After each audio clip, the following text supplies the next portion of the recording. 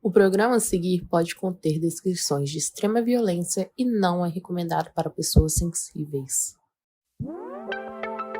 Aqui é a Mabê e eu tenho um recado muito legal para você. No dia 26 de agosto, a gente vai fazer uma sessão de autógrafos do nosso jogo com a Galápagos. E ele vai rolar aqui em São Paulo. Então, das 3 às 5 da tarde, no dia 26 de agosto. E como que vai funcionar? Vão ser distribuídas 100 pulseiras no dia por ordem de chegada. E é importante, o jogo não vai ser vendido lá. Então você precisa levar o seu pra gente assinar. E o jogo ainda está sendo vendido na Amazon. O link tá na descrição desse episódio ou na bio do nosso Instagram, @modspod. É isso, a gente te espera lá.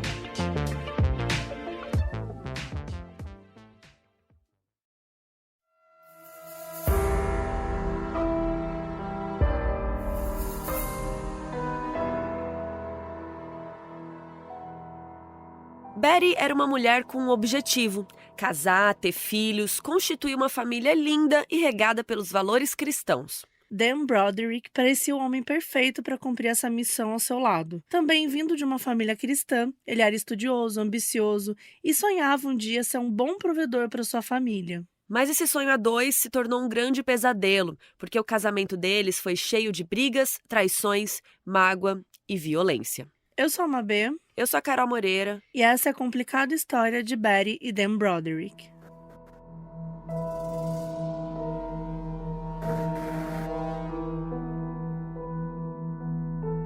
Elizabeth Ann Bisceglia nasceu no dia 7 de novembro de 47 em Bronxville, Nova York.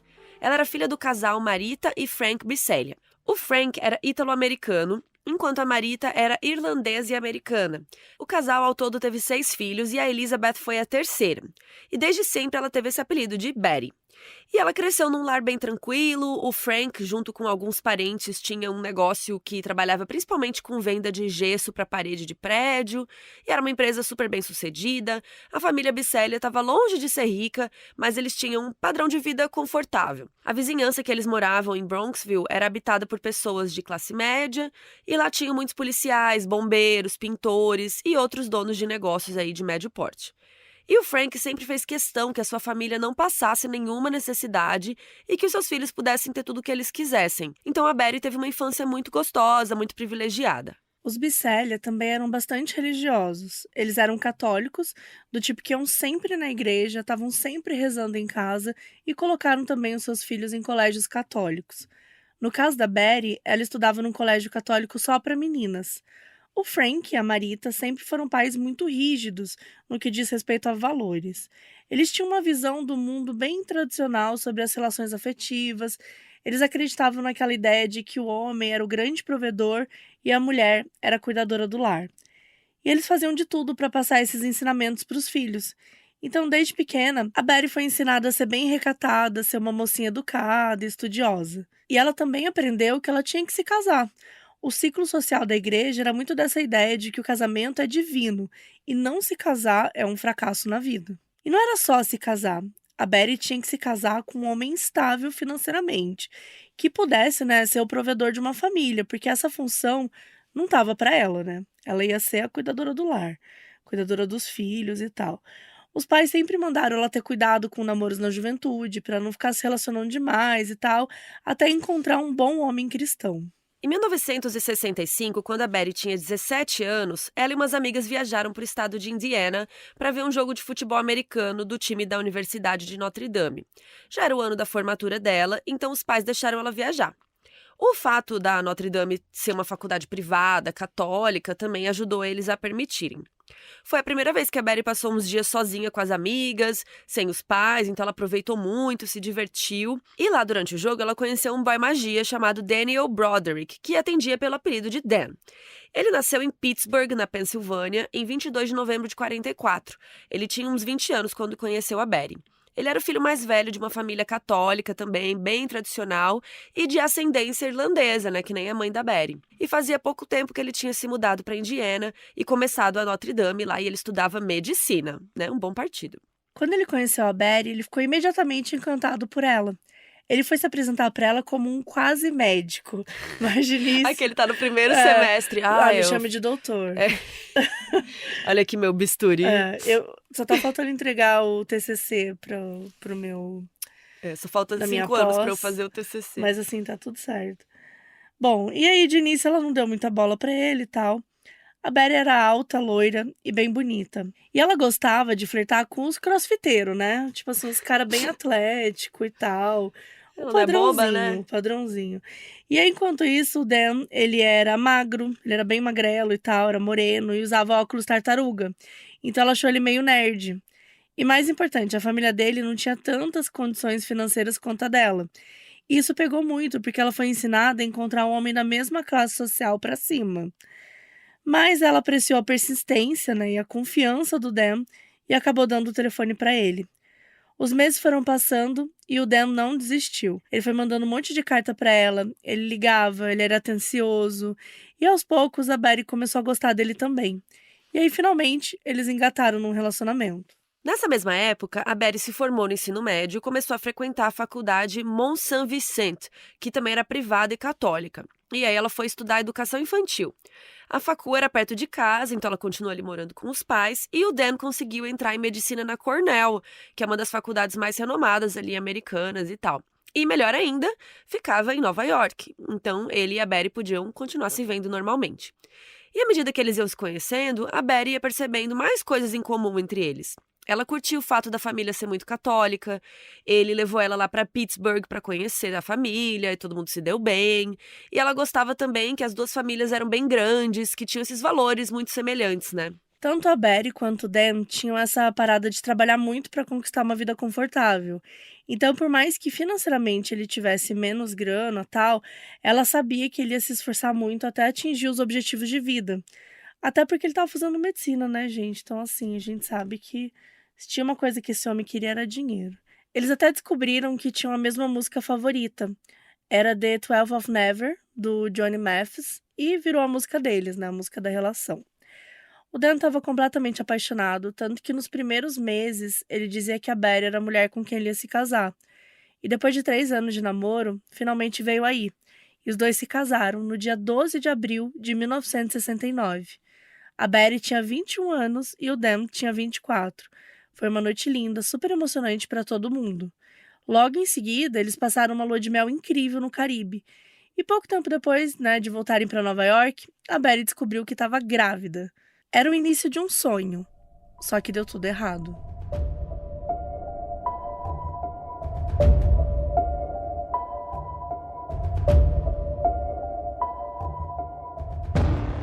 A verdade é que os problemas já começaram durante as preparações para o casamento.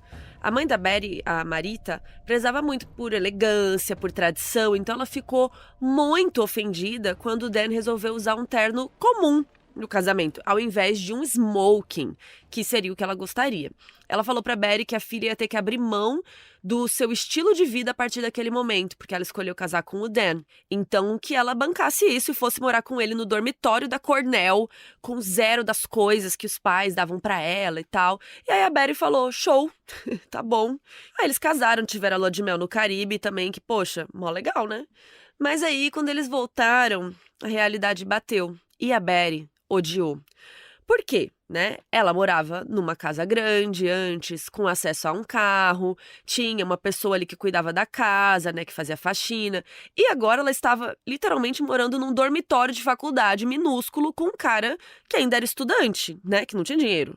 E muito rapidamente ela ficou insatisfeita com a situação e começou a imaginar se seria uma boa se divorciar. Gente, tipo assim, 2 minutos depois de voltar, Mas é né? por isso que tem que namorar antes, né? Nessa época eu não namorava direito, já saia casando com as pessoas. Não, e tem que pensar, né? Tipo assim, que você tá abrindo. Todo mundo abre mão de coisas, né? Sim, pro relacionamento. Pra um relacionamento. E, tipo, se você não aguenta, não é possível que você não percebeu isso, sabe? Que você não ia aguentar. Tipo, você tem que ser muito. Mas sabe o que que é? Ela era muito novinha também, né? A pessoa muito inocente, aí tá apaixonada e cai nessas, né? Nesses contos de fada vem a aí. realidade. É triste. Mas foi isso, né, gente? Ela tava grávida, então, assim, não tinha mais jeito, assim. Com a mentalidade que ela e a família dela tinha, imagina, não tinha isso, né, de ter filho com os pais divorciados.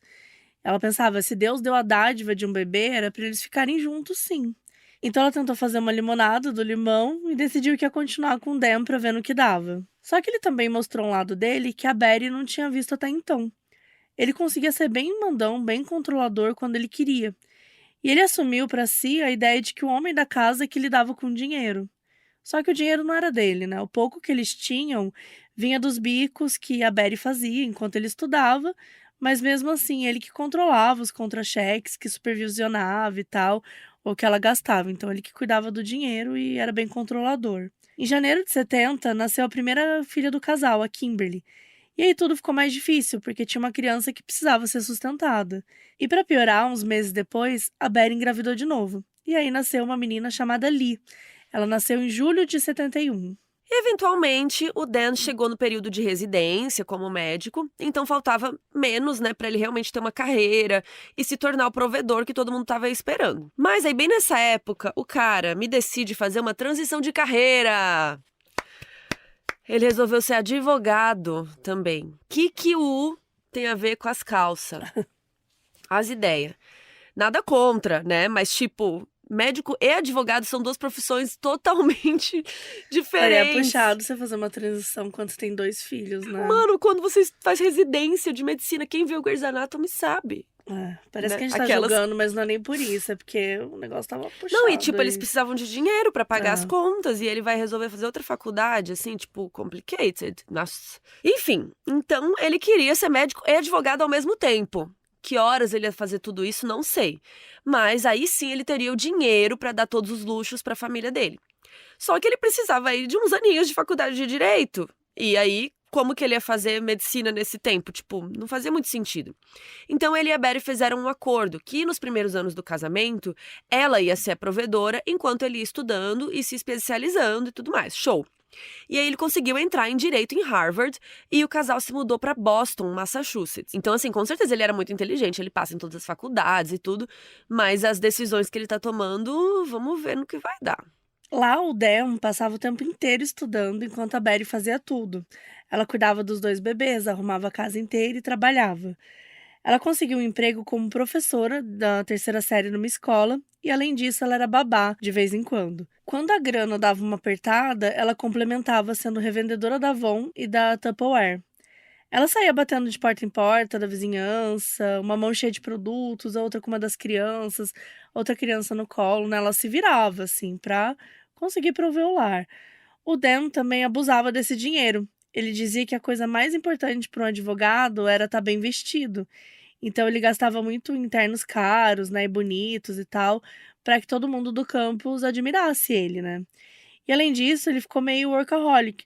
Mesmo quando ele estava livre das aulas, ele ficava estudando que nem um condenado, assim, ou fazendo qualquer outra coisa que envolvesse a sua carreira. Ele mal podia esperar para se tornar mega rico com seus esforços. Chegou num ponto em que ele e a Betty mal se falavam, ele não tinha nem tempo pra fazer nenhum tipo de interação ali, e ela ficava muito chateada, mas ela considerava essa ausência dele como um sacrifício que seria compensado depois. Por mais que ela tivesse com muita pressão ali, né, sob ela, um monte de criança pra cuidar, vários empregos, em algum aspecto ela estava satisfeita consigo mesma. Ela nunca tinha se imaginado como uma provedora. Então ela gostou de saber que ela conseguia ser independente, ser organizada e decidir sobre a própria vida, né? O que naquela época ainda não era tão comum para as mulheres, né? Então, todo mundo que conhecia eles admirava muito a Betty. As pessoas achavam ela muito inteligente, uma mãe dedicada, e ela fazia de tudo para garantir uma boa vida para a família. Em 1973, o Dan conseguiu um estágio de verão em Los Angeles, onde ele criou bastante network. E daí ele decidiu procurar emprego ali na Califórnia mesmo, e ele conseguiu em San Diego, como sócio júnior de um escritório de advocacia. Então ele, a Betty e as crianças se mudaram para lá. E finalmente começou a entrar dinheiro. Enquanto isso, a Betty ficou dando aula de religião para o primário numa escola local. Os 2 compraram uma casa no bairro de Coral Reef, numa vizinhança bem chique. E o tempo foi passando e chegaram mais crianças. Já tinha a Kimberly e a Lee, e aí em 1976 veio o Daniel e em 79 veio o Red. 79 foi um ano muito importante, porque foi quando o Dan já tinha crescido tanto na carreira e se tornado respeitado a ponto de criar sua própria firma e ganhar o seu primeiro milhão. E aí, nesse ano, a Betty também parou de trabalhar. Agora que o Dan tinha chegado nesse objetivo financeiro como provedor, aí ela ficou no papel de esposa e mãe, e realmente era o que eles tinham combinado, né? Que ele ia fazer tudo isso e ela ia lutar enquanto ele estudava, e agora, finalmente, eles tinham conseguiram essa vida de luxo que eles sempre quiseram, né? E no que dependesse do Dan, só cresceria mais e mais. Lembrando que, ó, eles se casaram em 69 e foi em 79 que eles tiveram, né, a vida de luxo que eles queriam. Então, ela 10 passou anos. 10 anos se dedicando a isso E criando as crianças criando as sozinho. crianças sozinho, fazendo tudo para que ele pudesse chegar onde chegou. É.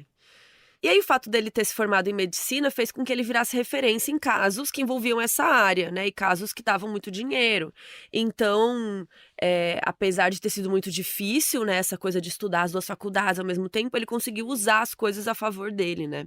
E o Dan estava se sentindo no topo do mundo e ele foi ficando cada vez mais frio e muito ambicioso. A única coisa que ele gostava e vivia era a carreira dele, né? Ele vivia para a carreira dele. E o pouco tempo livre que ele tinha, ele passava no bar, com amigos advogados, bebendo e discutindo os casos. E aí ele começou a se importar muito mais com as aparências. Tudo que ele vestisse, os móveis do escritório, tudo tinha que estar de acordo com o que os colegas advogados da classe rica lá alta, o que eles tinham. E aí sabe o que eu lembrei do Psicopata Americano? Que ele queria ter o cartão da gramatura, Sim. da letra, na competição ali, né? É aquela coisa de... Que é muito doido isso, né? Porque eu entendo quando você tá, tipo, o esforço que você quer fazer pra chegar num ponto da tua vida, mas às vezes você se perde com umas coisas que não fazem sentido, né? Sim. Tipo, ele já tava com um padrão legal, tipo, por que precisa ter um móvel que faz sentido pra classe alta? Porque é muita comparação, né? É. Se você chega no escritório do seu colega, ele tem uma mesa mais chique, uma cadeira, não sei das Exato. quantas, né? A gente acaba...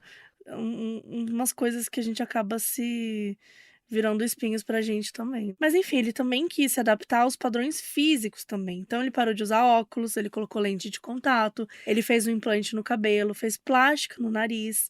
Então assim, ele tava fazendo de tudo pra se tornar realmente um grande padrão.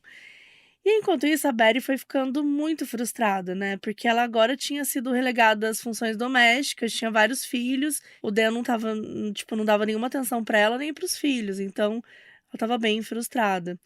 E como ela teve que se mudar muitas vezes, né, em função do marido, ela perdeu muitas amizades, assim, quando ela se mudou pra Califórnia. Tipo, ela abriu mão de muita coisa pra ser um suporte pra ele. E agora o Dan tinha alcançado tudo que ele queria, né? Ela sentia que ele deixou ela de lado e esqueceu, né, que ela foi super importante para que ele atingisse o sonho dele. Sim. E ela passava a maior parte do tempo lidando com eventos sociais da vizinhança ou da escola dos filhos. Tipo, ela sempre participava de comitês, esse tipo de coisa, para ir também tendo o que fazer, né?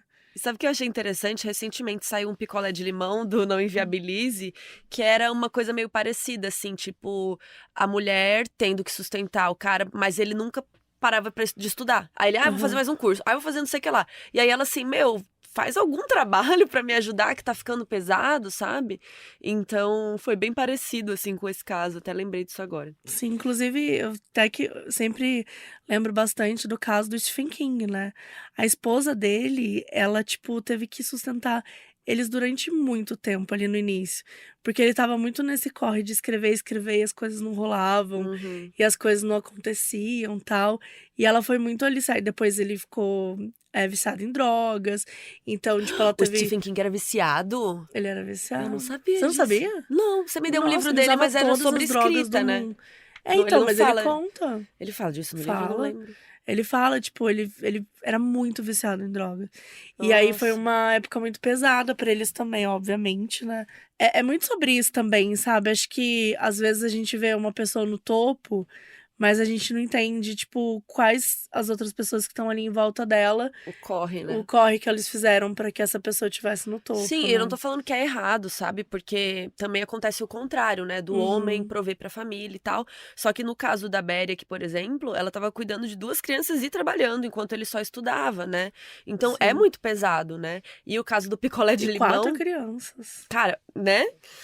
Uma já é bastante, assim, eu tô com Sim. uma amiga com um nenenzinho pequeno, que eu até sonhei com a neném essa noite, assim, é pesado. E não tô falando que é errado e tal, mas, tipo, era Uhum. muita coisa pra ela, muita responsabilidade. E aí eu lembrei do picolé de limão, que a mulher do picolé já tava meio cansada do tipo, tudo bem você quer estudar, mas sabe, meio Ah. período você consegue, ele era professor de inglês, alguma coisa assim, Uhum. poxa, pega meio período uns 3 alunos, sabe, alguma coisa, me Sim. ajuda a pagar alguma conta, porque tava ficando muito pesado, e a pessoa tá lá há anos, e o É, outro, vou fazer mais um curso. Vou estudar, mas não sei o quê. E você lá bancando, sabe? sim. Então, acho que tem que ter uma É conversa muito difícil. clara Sim, até quanto o outro consegue bancar. Principalmente se o outro não é milionário, né? Se o outro tá ralando o cu exatamente. pra você poder ficar estudando o resto da vida, né? Porque Tem que tinha ter isso também. conversado. Ela tava ralando as coisas, ele queria o terno melhor, o terno mais caro.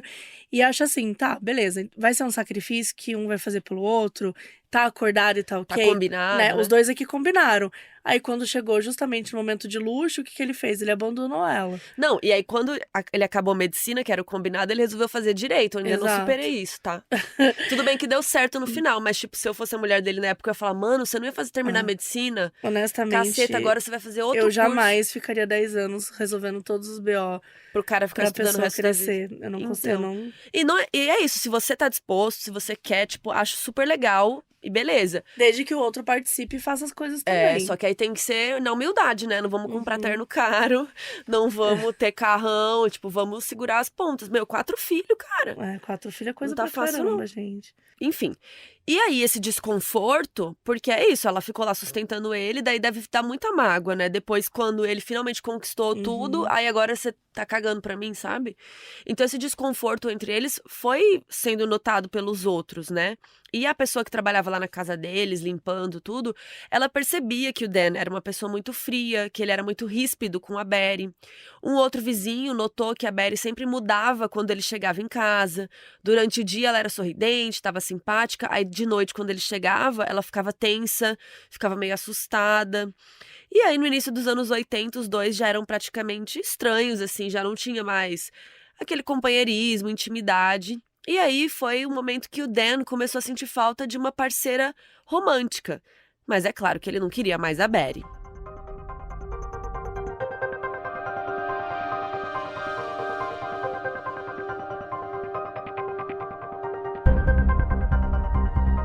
Linda Colquina nasceu em 1961 em Salt Lake City, Utah. Ela vinha de uma família trabalhadora da classe média. E ela estudou lá mesmo, e daí depois de concluir o ensino médio, ela se tornou comissária de bordo na Delta Airlines. Só que ela foi demitida de lá depois de uma situação estranha com um passageiro de avião. Disseram que ela tinha se sentado no colo dele, enfim, foi uma coisa meio estranha, outras pessoas reclamaram e ela foi demitida. Depois disso, ela trabalhou como recepcionista em diferentes escritórios, incluindo uma firma jurídica. No início de 83, ela tinha 21 anos e morava em San Diego, e ela fazia freela de recepcionista para um advogado. Foi nesse contexto que ela conheceu o Dan. Uns amigos advogados do Dan deram uma festa e ele foi junto com a Betty. Na época, ele estava com 38 e a Betty 35 anos. E aí, quando eles estavam lá, o Dan notou a Linda e ficou encantado por ela. Ela era super atraente, ela era loira, assim, bonita. Ele até comentou com a Betty meio casual, assim, tipo, sobre ela. E ela achou estranho, porque ele não era de ficar dando elogios para pessoas aleatórias. E ela ficou meio incomodada, mas falou: bom, show, eu nunca mais vou ver essa mina aí, né? Deixa quieto. Mas, eis que poucos meses depois, o Dan contratou a Linda para ser secretária dele. Ó o cara. A Betty claramente ficou irritada quando soube, mas tentou agir como se nada fosse, né? Ela conversou com umas amigas, as amigas falaram para ela tirar isso da cabeça, que o Dan nunca trairia ela, que tava tudo bem. Só que a Betty ficou atenta, né? Ela falou: vou ficar de olho aqui se acontece alguma coisa suspeita. E esses comportamentos estranhos realmente começaram a aparecer. Para começar, quando eles estavam de férias em Nova York, a Betty viu o Dan fazendo uma ligação escondida para a Linda no hotel. Uma vez que a família foi para Londres, a Betty descobriu que ele tinha enviado flores para Linda no tempo que iam ficar fora. E ela começou a confrontar ele, né, sobre um possível affair, mas o Dan falou que não, que era loucura da cabeça dela. Clássico.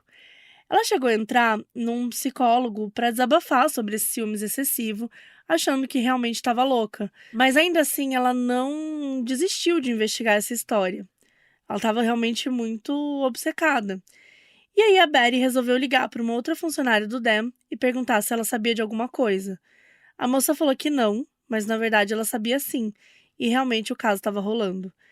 Quando essa funcionária foi falar pro Dan que a Betty ligou, ela sugeriu que era melhor ele ser sincero com ela. E aí o Dan demitiu ela.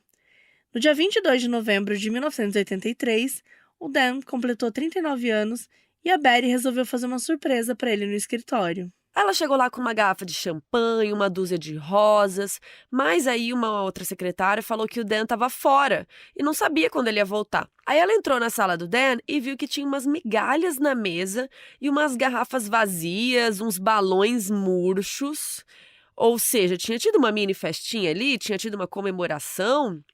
Aí a Betty ficou rodando o escritório e percebeu que a sala da Linda também estava vazia. Ela entrou lá e viu que tinha um retrato do Dan adolescente. Oi? Do seu chefe adolescente? Tipo, era muito estranho, né? Uma foto que só o Dan poderia ter dado pra ela. E aí ela ficou puta da cara, né? Voltou furiosa pra casa, com a certeza que ela estava sendo traída. E aí o Dan e a Linda não voltaram pro escritório, gente. Em casa, ela juntou todas as roupas caras do Dan e fez uma pilha. Vocês estão sentados? Quando a pilha estava bem grande, bem rechonchuda, assim, ela pegou e colocou fogo. Ela pôs no quintal e tacou fogo. E o pior, os filhos dela estavam brincando lá no quintal, viram ela tacando fogo em tudo, né? Imagina, ela devia estar muito nervosa, as crianças ficaram assustadas. E aí, quando o Dan voltou para casa, ele não falou absolutamente nada. Ele não falou sobre as roupas, sobre onde ele estava o dia todo. Ele só falou assim, nossa, como você tá paranoica e tal, e foi dormir. Pouco tempo depois, a família Broderick teve que ficar em outra casa, porque eles encontraram umas rachaduras estranhas lá na casa deles, e aí precisava de reforma. Então eles ficaram na área de La Jolla, ainda em São Diego. Então eles estavam vivendo lá em La Jolla, né, na mesma situação de antes, a Betty paranoica e o Dan distante. E ela começou a ouvir ele sussurrar o nome da Linda enquanto dormia. E achava que ele estava fingindo dormir e fazendo de propósito para machucar ela. Até que no dia 28 de fevereiro de 1984, o Dan pediu o divórcio dela. E fez assim, completamente sem cerimônia. Ele falou que estava com a Linda sim, que ia continuar com ela e que ia se separar da Betty. Ele voltou para casa de Coral Reef quando ficou pronta e a Betty ficou lá em La Jolla com os filhos. E lembrando que o Dan era um advogado muito influente em San Diego, então ele tinha todos os contatos, né? E ele ficou fazendo aquele esquema pra Betty não conseguir um bom advogado, né? Ele ia lá e falava o caso dele antes, era amigo da galera. E aí o resultado foi que ele conseguiu a guarda provisória dos filhos só pra ele, enquanto o processo de divórcio estava rolando na justiça. A Betty teve que ir pra Los Angeles para conseguir um advogado que prestasse e ela achou um cara chamado Daniel Raff, que aceitou ajudá-la. O Dan tava nas nuvens, aí ele começou a redecorar a casa, tava com os filhos lá, e o namoro dele com a Linda ficou público. Eles começaram a ir juntos em vários rolês, em vários eventos. Enquanto isso, a Betty tava puta da vida, né? E ela sentiu que tudo que ela tinha foi arrancado dela. Ela tinha passado anos querendo atingir esse ideal da família perfeita e agora o cara tinha jogado tudo fora. Então ela começou a pensar em vários jeitos de se vingar.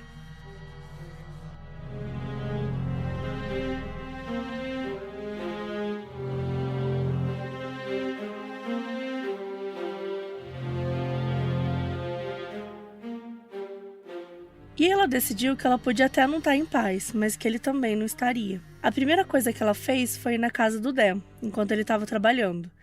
E ela foi lá supostamente para visitar os filhos, mas tinha uma outra motivação por trás. Ela viu que tinha uma torta na cozinha, perguntou para a governanta e ela confirmou que a Linda tinha comprado para o Dan. Pois bem, a Betty pegou a torta, subiu as escadas e sujou a cama e o guarda-roupa inteiro do Dan. Ela sempre achava que a melhor forma de atingir ele era através das roupas. Ela foi embora e quando o Dan chegou em casa, né, e viu aquilo, ele ficou puto e pediu uma ordem de restrição contra a Betty, para ela não poder mais entrar na casa. Ela ficou tão ofendida com isso que 2 dias depois ela voltou lá e jogou uma garrafa de vidro na janela. Ela e o Dan começaram a discutir, mas aí a polícia foi lá e ficou tipo, putz, vocês de novo, galera. E aí deixou eles lá. Consideraram essa outra briga boba de casal rico com um tempo livre e falou, beleza. E aí isso virou um hábito. Toda hora a Betty aparecia lá pra causar. Ela quebrou uma torradeira, um espelho, várias janelas, toda semana era um negócio. E nessa brincadeira, os advogados do Dan foram reunindo um monte de provas contra ela para o julgamento, né? E o divórcio estava sendo litigioso, então eles precisavam de evidências, qualquer coisa, né, que fossem contra a Betty. E eles sempre faziam denúncias contra ela, e ela correu o risco real de ser presa algumas vezes. O advogado dela explicou para Betty que a estratégia que ele estava planejando era arrancar o máximo possível de dinheiro do Dan para ela poder viver em paz, né? Mas que não tinha como ele fazer isso se ele ficava o tempo todo tentando impedir que ela fosse presa, né? Tipo, apenas pare. Me ajuda aí. Aí no Natal de 1985, o Dan e a Linda levaram as crianças para viajar, e a Betty ficou sozinha. Ela ficou tão irritada que ela foi lá na casa do Dan, abriu todos os presentes que estavam escritos para Linda e deixou um objeto pontiagudo no espelho, assim, meio que uma ameaça. E aí, depois disso, o Dan cansou e ele decidiu mudar de casa, agora para uma que seria inteiramente dele. Ele vendeu a casa de Coral Reef e vendeu outra em Balboa Park. A Betty era contra vender a casa, o nome dela também estava nos documentos, então precisava da assinatura. E ela achava que vender a casa era prova de que tudo pelo que ela batalhou fracassou. Mas o Dan, ele era amigo de todos os advogados de San Diego, e ele conseguiu muito facilmente que a casa fosse vendida mesmo ela não querendo. Ele fez várias manobras legais para isso acontecer. A Betty recebeu sua parcela justa do dinheiro de venda, mas mesmo assim ela ficou possessa. Ela pegou o carro dela e dirigiu até se chocar de propósito contra o portão da casa nova do Dan. Foi aí que ele surtou, pegou ela violentamente pelo braço e deu um tapa nela. Ele chamou a polícia para contar da invasão e eles foram lá e levaram a Betty para uma clínica psiquiátrica para ver se tinha alguma coisa acontecendo com ela. Ela chegou lá gritando, esperneando, dizendo que o Dan era maluco. Foi preciso muita gente para conseguir fazer ela parar, né, e sedar ela. E aí ela ficou 3 dias internada. Depois que saiu, ela não tentou mais nada desse tipo, mas a situação foi se arrastando por anos. Ela ficava toda hora deixando mensagens na secretária eletrônica do Dan, ficava xingando ele. E aí teve uma hora que o Dan encheu o saco e falou para amigos dele ali da justiça arranjarem um jeito dela ir presa. Não que tivessem evidências e tal, mas ele ficou, sabe, vamos dar um jeito aí. E aí ela foi presa 2 vezes, só por alguns dias, e depois ela era liberada sem muitos problemas, assim. Era mais pra ela tomar um susto. E a gente tá falando muito do Dan e da Betty, mas a gente precisa lembrar quem mais estava sofrendo com essa situação: os filhos. As crianças Broderick nasceram entre 1970 e 1979. Então, nos anos 80, as 2 filhas mais velhas estavam passando pela adolescência e os 2 mais novos pela infância. Né? E já são fases delicadas por si só, então imagina com os pais com toda essa briga. Gente, a alienação parental era tipo apelido para o que eles estavam vivendo. Assim, eles presenciaram todo tipo de discussão, xingamento e manipulação que os seus pais fizeram um contra o outro com o passar dos anos. Obviamente, isso afetou muito a saúde mental dessas crianças. Ali, que estava na adolescência, começou a usar drogas para fugir, né, emocionalmente dessa situação que ela não conseguia lidar. Na escola, todos os professores se preocupavam com eles. Tinham medo que algum dos filhos até pudesse tentar se machucar ou alguma coisa assim. Perry e a Dan foram chamados na escola para conversar com pedagogos, que imploraram para eles tentarem estabelecer um ambiente minimamente saudável pelos filhos, mas eles não fizeram isso. Os problemas dali com drogas, falta de atenção no colégio, fizeram com que o Dan tomasse a decisão rígida de retirá-la do testamento dele e só deixar os outros 3. Finalmente, em janeiro de 89, aconteceu o julgamento do divórcio. E demorou bastante, fazia 5 anos que ele tinha pedido o divórcio. E os filhos testemunharam para ajudar o juiz a decidir com qual deles ia ficar a guarda e tal. Os relatos foram iguais entre todos eles. Eles falaram que o Dan, o pai, era muito distante fisicamente e emocionalmente também, que ele nunca estava em casa. E falaram que a Betty estava sempre com tanta raiva de tudo que também não dava mais atenção, não dava mais carinho para eles. O Daniel, que era o 3º filho, já estava com 12 anos, ele contou que uma vez implorou para Betty parar de gritar o tempo inteiro, porque só assim o Dan ia deixar eles ficarem na casa dela. Foram 8 dias de julgamento, até que finalmente o divórcio foi oficializado. O Dan venceu em tudo que vocês podem imaginar.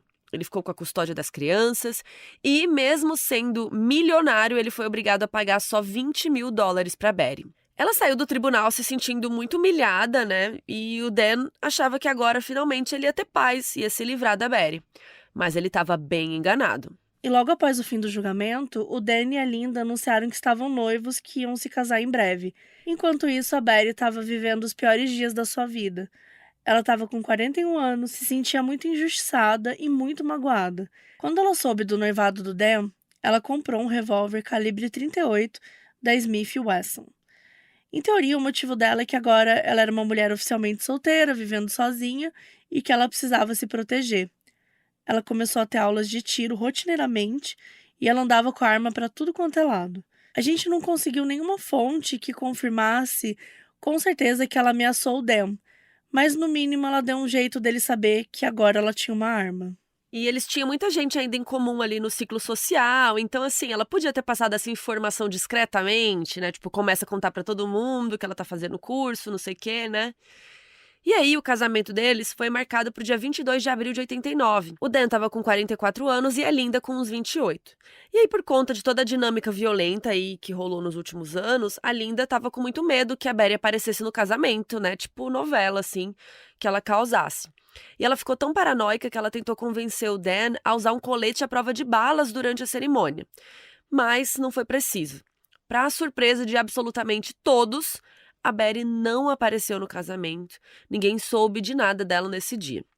A Linda ficou muito feliz, muito aliviada e falou: nossa, finalmente, né?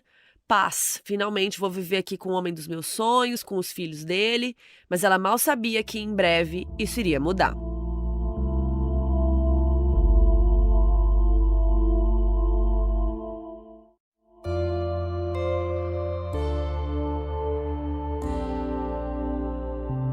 A casa em La Jolla era um lembrete constante da infelicidade dela, porque ela achava a rua que ela morava um lugar muito movimentado, ficava do lado de um shopping, era barulho o tempo todo, muito diferente da tranquilidade que ela gostava. E aí, durante o ano, ela continuou agindo contra o Dan e a Linda como podia. Na maioria das vezes, com mensagens ofensivas na secretária eletrônica, que era o único jeito dela ter acesso a eles. Mas isso foi só por um momento, porque em algum momento do ano, ela roubou da filha Lee uma chave da casa do Dan. E aí chegou a hora de colocar o seu plano em prática. No dia 5 de novembro de 89, a Betty acordou bem cedinho, antes das 5 da manhã. Era um domingo e os 2 filhos homens estavam ficando com ela naquele final de semana. Ela acordou e se mexeu bem delicadamente para não acordar ninguém com barulho. A Betty foi na cozinha, tomou um café, porque ela precisava de energia para o que iria acontecer naquele dia. Enquanto isso, ficou lendo 2 cartas novas que tinham chegado dos advogados do Dan. Eram reclamações sobre as mensagens de xingamentos que ela deixava na secretária eletrônica dele. Uma das cartas, que provavelmente foi enviada para a justiça também, dizia que o comportamento obsessivo e perigoso dela deixava claro que a Betty não tinha condições de assumir a guarda dos filhos em hipótese nenhuma. Ela se arrumou, colocou o revólver calibre 38 na bolsa e saiu de casa sem acordar os meninos. Ela dirigiu com calma e direto até Balboa Park, onde ficava a casa do Dan. Quando chegou lá, ela prestou atenção na tranquilidade do bairro, no gramado lindo do Dan, que estava super bem cuidado, e isso só deixou ela com mais raiva. Ela pegou a chave que tinha roubado e tentou passar na porta principal, só que não funcionou.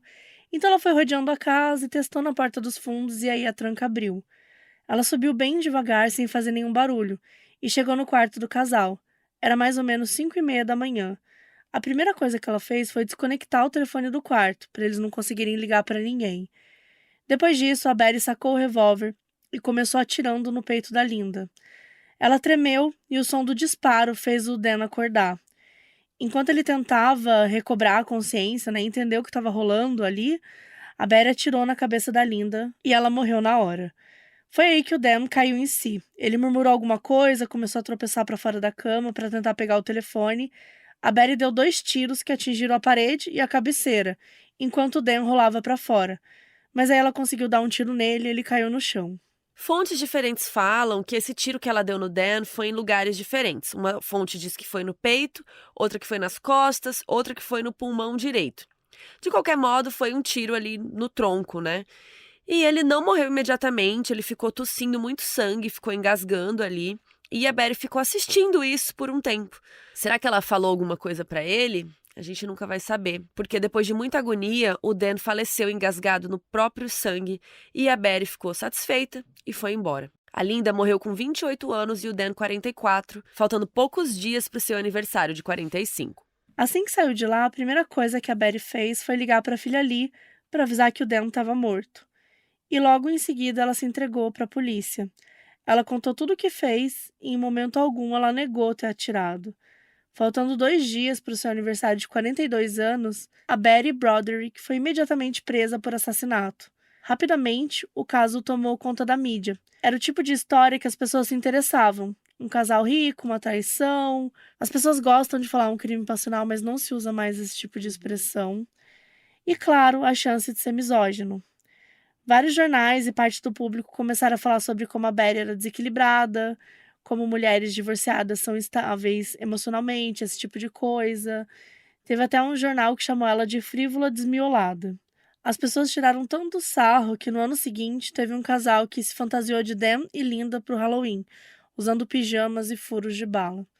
Aquela coisa absurda, grotesca que a gente E é costuma como a ver gente nos sempre Estados fala Unidos. aqui, né, que, tipo, a Betty claramente não tá certa, né, a gente falou o tanto que ela trabalhou, o tanto que ela lutou, Sim, e com certeza foi por isso também que ela ficou com muita raiva, mas nada justifica o que ela fez, total, nada assim. justifica nem a perseguição, ficar ligando, tipo, Exatamente. com certeza ela tava abalada psicologicamente, só que aí a galera ficar no jornal, é isso, né, é um machismo que vai além, né. E transforma em outras coisas, porque assim, ela comprou um revólver, sabe? Ela tava há anos indo atrás deles, então assim, Ela ficou obcecada, ela né, ficou claro. obcecada, tava muito claro de que algo ia acontecer, sabe? Uhum. Algo violento ia acontecer, e a violência sempre partia dela, Sim, né? sim. O Dan mesmo nunca agrediu ela nem nada, então era óbvio que isso tinha que ter sido olhado de uma forma mais preocupante mesmo Até pela no julgamento polícia. do divórcio, né, viram que ela estava muito a mais, né, e também não foi feito nada em relação a isso, né, é complicado, tipo, ela não podia ter acesso a uma arma, óbvio. Muito, muito difícil, mas enfim, acho que a gente sempre traz aqui esses pontos de como a mídia trata, não é de forma alguma para passar pano porque ela fez e tal, mas para mostrar como a mídia trata e tratava, né, principalmente os casos e as pessoas também usando fantasia, né, tipo, pelo amor de Deus, sabe? Recentemente a gente teve também um furor sobre a Casa da Mulher Abandonada, as pessoas estão meio sem noção, né, do que é. Do que é possível brincar e o que não é possível É, brincar, né. Eu sempre falo, tipo, cara, se é filme, se é ficção, tá tudo ok você se fantasiar de Jason, sabe. Eu tenho uma máscara do Jason, então são coisas assim que é brincadeira. Agora você não faz isso com um crime real, cara, sim, sabe. Isso não faz sentido nenhum, tipo, querendo ou não, você tá falando da morte de 2 pessoas, entendeu. Tipo, de 2 pessoas que se apaixonaram e que, enfim, estavam vivendo a vida deles. Tipo, sei lá, na minha opinião, o Demo foi super injusto com a Betty, com certeza, mas, sim, cara, absolutamente nada justifica a violência, nem as agressões, como você estava falando antes, nem a perseguição, porque é isso, né? A perseguição também é um terror psicológico que também prejudicava, com certeza, a saúde mental, tanto do Dem quanto da Linda e dos filhos também. Então, pois é. todo mundo ali já estava sofrendo com um terror psicológico há muito tempo. E bem falado, assim, não tinha como a Betty ter acesso à arma. O fato dela ter acesso à arma com tudo que ela fazia só mostra o descaso da justiça com a vida Sim. humana. E, cara, terapia, né, ela foi internada um pouco, e daí é isso, é que também é uma época muito, com preconceito, né, Com a com saúde transtornos mental, mentais, exato. porque claramente ela não estava legal, ela precisava de terapia, de você ter um acompanhamento. É muito triste, tipo, tem muitos casos, hoje em dia ainda, né, de pessoas perseguindo a outra gente, geralmente dá em violência esse tipo de, né, perseguição, a pessoa fica seguindo, mandando Sim. mensagem, enfim. É muito triste mesmo, mas acho que só um comentário sobre como tá tudo errado nessa história, né? Enquanto isso, a Betty estava na prisão do condado e, ironicamente, ela estava mais tranquila do que nunca. E quem via ela nem imaginava que ela tinha cometido um assassinato, porque ela estava assim super de boa. Então, algumas pessoas achavam que ela ter matado o Dan, né, e a Linda, fez ela finalmente se sentir relaxada. Inclusive, ela era muito solícita com a imprensa, ela dava entrevistas, dava declarações para quem quisesse ouvir e ficava falando o quanto que o Dan tinha arruinado a vida dela, que manipulou na justiça para tirar tudo dela e, enfim, parecia tranquila, né, com o que rolou. Os filhos homens dela eram menores de idade e ficaram com uma parente lá da família do Dan. Enquanto as duas filhas mulheres já eram mais velhas, a Betty continuou tendo contato com eles e tal, principalmente com os filhos homens, né, os meninos que eram mais novos. Ela também tinha muito contato com as amigas que ela tinha de um grupo de mulheres divorciadas, que era um grupo para as mulheres se apoiarem, darem dicas de coisas jurídicas e tal. Foi uma dessas amigas que recomendou um advogado para Betty. O nome dele era Jack Early. Ele tinha 41 anos e ele era ex-defensor público. Ele era um advogado super renomado e tinha o hábito de pegar casos difíceis de assassinato que outros advogados recusavam. Então ele era o cara perfeito pro caso dela, né? Enquanto isso, o promotor-chefe era o Edwin L. Miller Jr., que estava acompanhando todo o fuzuê da mídia. E ele percebeu que à medida que a Betty deu entrevistas, né, e as conversas sobre o caso aumentaram, uma parcela da mídia começou a fazer alguns conteúdos mais críticos e menos enviesados. E algumas publicações começaram a falar justamente sobre a misoginia que a Betty estava sofrendo e como isso se sobrepunha às notícias do crime. Ele sabia que ia ser ruim para a imagem da promotoria se fosse um monte de homem da justiça, né, perseguindo uma mulher, porque é justamente o que a Betty estava contando lá nas entrevistas que os advogados do Dan fizeram com ela. Então ele decidiu que não ia pedir pena de morte, porque ia ser visto como algo muito pesado. E ele também recrutou uma advogada chamada Carrie Wells para encabeçar o caso no lugar dele. Com defesa e acusação definidos, começaram os preparativos para o julgamento. A seleção do júri ocorreu no fim de setembro de 1990 e o julgamento começou oficialmente em outubro. E os dois lados estavam indo para vencer.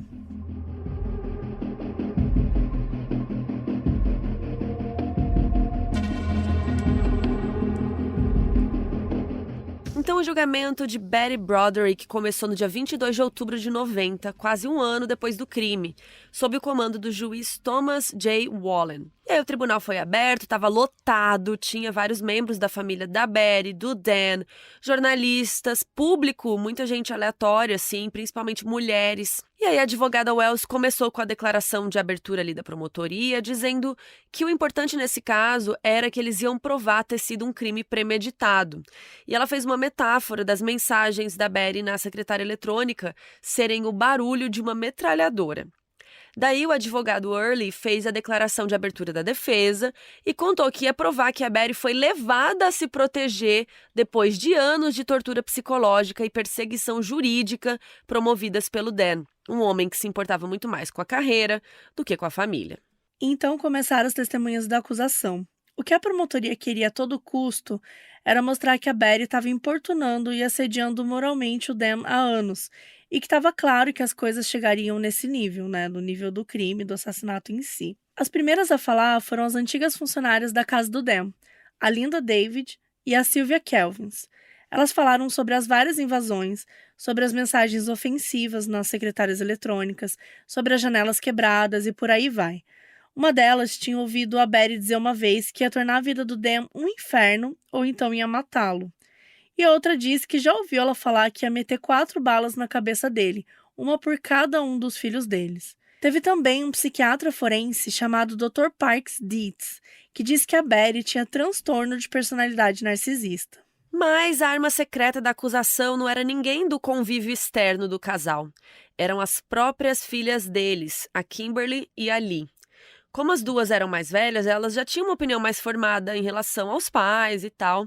Os irmãos eram mais adolescentes, mas elas já tinham 19 e 20 anos. A Kimberly foi a que pegou mais pesado. Ela disse que a mãe falou várias vezes que ela ia matar o Dan e que queria pegar a pólice de seguro que iria para os filhos. E aí tinha prometido para a filha que eles ficariam todos ricos.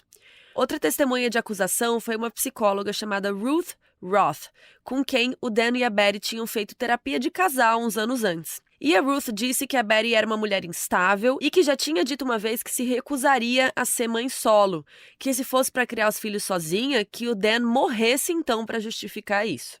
O advogado de defesa, Jack Early, fez um excelente trabalho minando a credibilidade das testemunhas de acusação. Com as filhas Kimberly e Lee, ele fez elas admitirem que a Betty usava muito a palavra matar no sentido figurado, que estava toda hora dizendo que ia matar fulano se não fizesse isso. E já com a psicóloga Ruth, ele pediu para ela narrar as anotações dela sobre o Dan, e ela admitiu que não fez anotações sobre ele. Ou seja, era uma terapeuta tendenciosa, né, ali no mínimo. O Early levou como principal testemunha de defesa a própria Betty, que contou a história sob o ponto de vista dela. E ela recebeu todo o media training lá. Ela estava quieta, chorosa, com aparência inofensiva, e foi narrando toda a sua jornada com o Dan. Contou que era muito apaixonada por ele, que ficou arrasada quando ele a trocou pela Linda, e que ficou traindo ela ao invés de ser honesto. Diz que a falta de comprometimento do Dan com os acordos que eles faziam deixava ela irada, e que ele querer a guarda dos filhos e deixá-la sem nada tinha machucado muito ela. E claro, falou que a perseguição violenta dos advogados dele deixaram ela num estado mental muito fragilizado, que ela passou anos sob estresse sem conseguir dormir direito. Ela disse que no dia que ela dirigiu até a casa do Dan com uma arma, ela não sabia direito o que ela estava fazendo, o que ela pretendia. Ela disse que até pensou em se matar na frente dele para fazer esse sofrimento acabar. E aí aconteceu tudo muito rápido, diz ela que quando viu já tinha atirado. E ela ainda falou que quando foi presa, foi a primeira vez que ela dormiu bem em anos, porque ela estava num lugar isolado onde ninguém mais podia fazer mal a ela. E ela contou tudo isso chorando, né? Isso mexeu muito com as pessoas, muita gente criou simpatia por ela. E depois dessa cena bem impactante, o Early levou outras testemunhas, incluindo pessoas do convívio do casal, que disseram que a Betty era uma pessoa com muito caráter e que foi levada ao limite. E um especialista em fidelidade que falou que o jeito como o Dan conduziu a situação e tal, foi isso que fez com que a Betty tivesse uma resposta agressiva. Entra no nosso site modusoperandipodcast.com e comenta nesse episódio. Cada episódio tem uma página, né? Entra lá e comenta se vocês estão de acordo com os advogados de defesa, ou com a promotoria, ou com ninguém. Quero saber, comentem lá. Depois que todas as testemunhas foram ouvidas, o júri foi deliberar. Foi uma discussão longa e acalorada. Tinha 2 membros do júri que se comoveram com a Betty e estavam irredutíveis. Eles se recusavam a tratá-la como culpada. Foram 4 dias de deliberação, até o júri voltar e informar oficialmente que não conseguiu chegar num veredito. Eu não lembro se a gente já falou de algum caso aqui que tinha acontecido isso. Ah, deve ter, porque é comum, porque às vezes o júri simplesmente não chega no Não acordo, chega no né? acordo, né?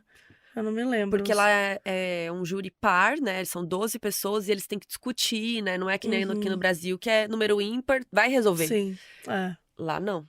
E bom, quando esse tipo de coisa acontece, é chamado de hung jury, que é algo como assim, júri em impasse. E aí, gente, não tem outra opção. O juiz Bolling declarou o julgamento como anulado por falta de um veredito.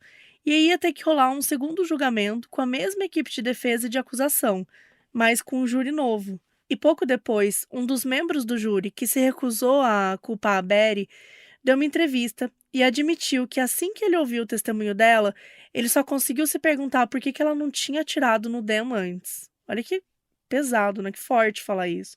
Tipo, alguém do júri falar isso. Então a Betty saiu do julgamento se sentindo muito fortalecida, né? Porque, afinal, se o testemunho dela era suficiente para fazer alguns membros do júri duvidarem, era só ela continuar com isso.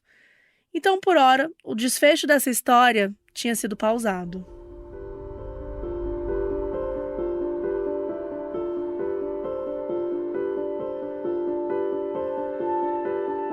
Durante o tempo em que aguardava o próximo julgamento, a Betty continuou na prisão. Só que ela estava com bom humor, ela estava ótima, estava participando das atividades, ela era super obediente, ela queria mostrar que ela era uma pessoa agradável, que ela era controlada. E ela recebia a visita dos 2 filhos, e era muito carinhosa com eles também. Mas, faltando poucos meses para o julgamento, aconteceu uma situação complicada. Ela tinha cometido uma infração, e 2 carcereiras foram levar ela para uma cela isolada, né? Tipo uma solitária, provavelmente. Só que a Betty não quis. E aí acabou confrontando as carcerárias, tal, virou uma confusão, as 2 agarraram ela, a Betty começou a gritar, começou a chutar, e no fim conseguiram levá-la. Só que essa informação chegou na mídia, que começou a noticiar imediatamente que a Betty finalmente tinha colocado as garras de fora, que ela mostrou o quanto que ela é desequilibrada e tudo mais. E o advogado de defesa, né, o Jack Early, achou que esse conflito na prisão foi uma armação da acusação para estragar a imagem da Betty. E daí ele liberou ela para dar entrevista, se mostrar como uma pessoa gentil e animada. E ela deu uma entrevista para o programa 2020, que é muito famoso, e falou como era difícil ser uma mulher sob escrutínio midiático, que homens poderosos achavam que tinham direito a tudo, que isso tinha levado o Dan a maltratá-la e tal, e que ela era um exemplo de quão feia a situação podia ficar para uma mulher divorciada no tribunal. E essa entrevista deu muito certo para ela, foi exibida em rede nacional e reverteu aí um pouco da polêmica com as carcereiras. Foi nesse contexto que finalmente começou o segundo julgamento da Betty Broderick, em outubro de 91, um ano depois do primeiro julgamento e quase 2 já depois do crime. Ela já estava com quase 44 anos.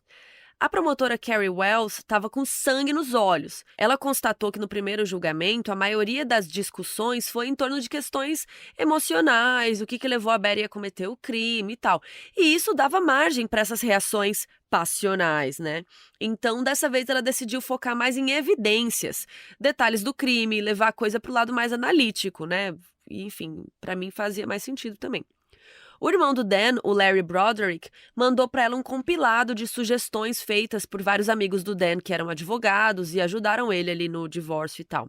Então, se no primeiro julgamento a Betty ficou muito humanizada, a Wells queria tirar essa humanização da figura dela, né?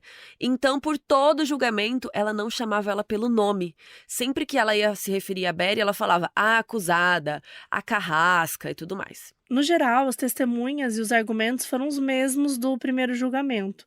O que mudou dessa vez foi a postura da Wells, que estava para implacável. Ela respondia tudo com facilidade. Sempre que alguém ia para o lado emocional, ela trazia de volta para o analítico. O advogado de defesa Early começou a se sentir acuado, porque a estratégia toda dele era usar o emocional para puxar a simpatia para o lado da Betty. Mas ele tinha uma carta na manga. Ele queria provar que antes da Betty matar o Dan, ele considerou matá-la primeiro. E ele tinha uma testemunha chamada Paul Taylor, um taxista, para quem supostamente o Dan teria oferecido $500.000 para matar a Betty porque ele não aguentava mais ela. Quando isso foi revelado, gente, a mídia foi loucura, começaram a especular, procurar esse cara para dar entrevistas. Só que o juiz Wallen resolveu desconsiderar tudo que fazia menção a isso do julgamento, porque disse que esse Paul Taylor só dava pistas enganadoras e que ele não estava apto para ser testemunha de um tribunal. E ressaltou que estavam todos ali para julgar a Betty e não o Dan, que estava morto, não podia se defender. Esse era o último recurso do Early, porque ele não tinha muito mais o que fazer, né? E aí, depois que o julgamento acabou, o júri foi deliberar e dessa vez chegaram num veredito. E o juiz anunciou: Betty Broderick foi considerada culpada de assassinato de segundo grau, que é quando a pessoa mata alguém sem premeditação ou planejamento. Ela foi condenada a um mínimo de 15 anos pela morte do Dan, outro mínimo de 15 pela morte da Linda e mais 2 por uso ilegal de arma de fogo, tudo isso totalizando 32 anos presa. E a gente fala desse mínimo porque lá nos Estados Unidos, em alguns lugares, tem essa coisa de tipo o mínimo, né? Então, o veredito final foi de 32 anos a prisão perpétua. Porque aí, dependendo se a pessoa tiver bom comportamento, sabe? Eles vão analisando cada caso. Enfim, no mínimo, ela ia ficar 32 anos presa. E, de qualquer modo, a Betty e o advogado ficaram felizes com essa condenação em segundo grau, né? Porque era como se fosse o reconhecimento que ela não era uma assassina fria, né? Ela não tinha planejado o assassinato, né? Ela se deixou levar ali no momento, mas assim, cá entre nós, eu não sei se eu concordo, mas vou deixar essa para vocês comentarem lá no site. Enfim, o Early falou que se ele não tivesse sido sabotado, no máximo teriam dado homicídio culposo para ela. Já o Larry Broderick, o irmão do Dan, deu uma entrevista questionando que país era esse em que uma pessoa pode perseguir outra por anos, matá-la e o crime não ser considerado um assassinato de primeiro grau. Enfim, a Betty foi levada do tribunal direto para a prisão.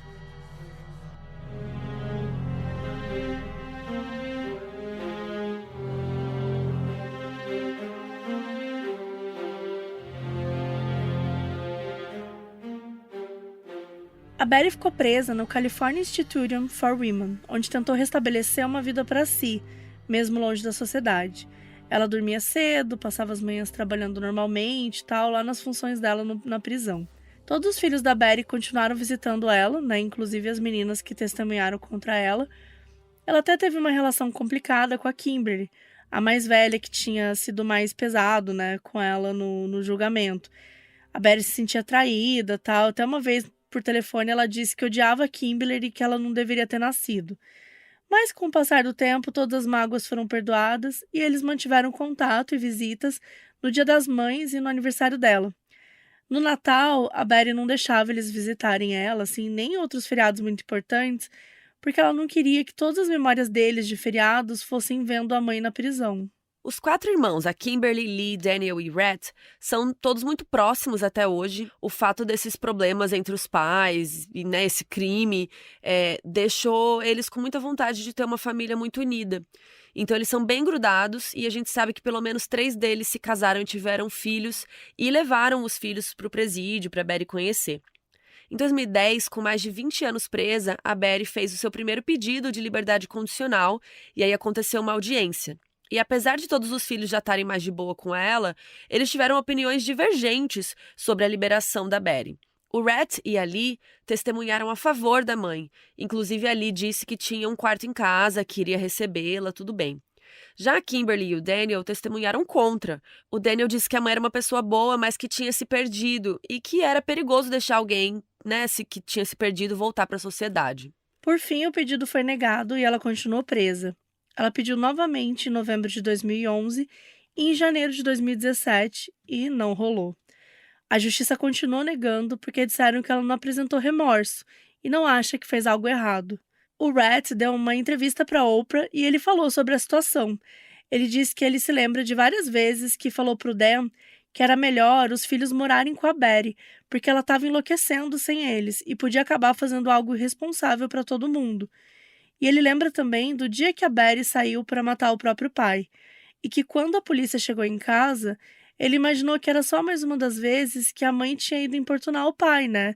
E que ele tinha chamado a polícia. Ele descobriu da morte do pai por um amigo da família que foi falar com ele. E o Rhett falou que acha que a Betty não devia estar presa, que ela é uma boa pessoa e que todo mundo ia gostar dela se falassem com ela sobre qualquer assunto que não fosse o Dan. Disse que manter ela presa não estava ajudando em nada e que ela não era um perigo para a sociedade. A Kimberly chegou a publicar um livro de memórias chamado Betty Broderick, My Mom, The Kim Broderick Story, escrito pela autora Nanette Elkins. E uma coisa importante é que a Kimberly fala ali nesse livro é que para os 4 irmãos conseguirem viver em harmonia, eles tiveram que concordar em discordar sobre a mãe, né, sobre as questões que rolaram e tal. A Betty também publicou um livro de memórias chamado Betty Broderick, Telling on Myself, em que ela reflete muito sobre tudo o que aconteceu na sua vida.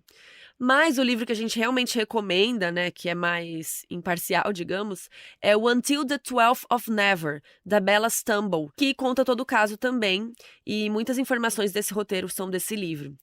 E se você quiser assistir algo sobre ela, tem uma série ficcional chamada Dirty John, O Golpe do Amor, que está disponível na Netflix. A 2ª temporada é uma versão aí dessa história da Betty. Então, lembrando, né, uma ficção, claro que vão ter coisas bem diferentes. A gente está gravando esse episódio em julho de 2023 e atualmente a Betty Broderick tem 75 anos de idade. Ela já está presa há mais de 33 anos. E lembra que, né, os 32 anos que ela foi condenada era o mínimo. Se ela não conseguir que a liberdade condicional seja aprovada, ela pode ficar na prisão perpétua sim. Então, por isso que ela continua presa, apesar dos 32 anos já terem ido. A próxima vez que ela vai ter direito a um pedido de condicional é em 2032, quando ela tiver com 84 anos. Na prática, ela vai viver metade da sua vida na prisão. Betty Broderick foi e continua sendo uma figura complexa. Ainda que dê para sentir empatia com o que ela passou, nada justifica a vontade de se vingar que ela sentia. Vingança essa que virou perseguição e tirou a vida de 2 pessoas. O sonho da Betty sempre foi ter uma família tradicional, mas suas escolhas fizeram muita gente sofrer, inclusive seus próprios filhos.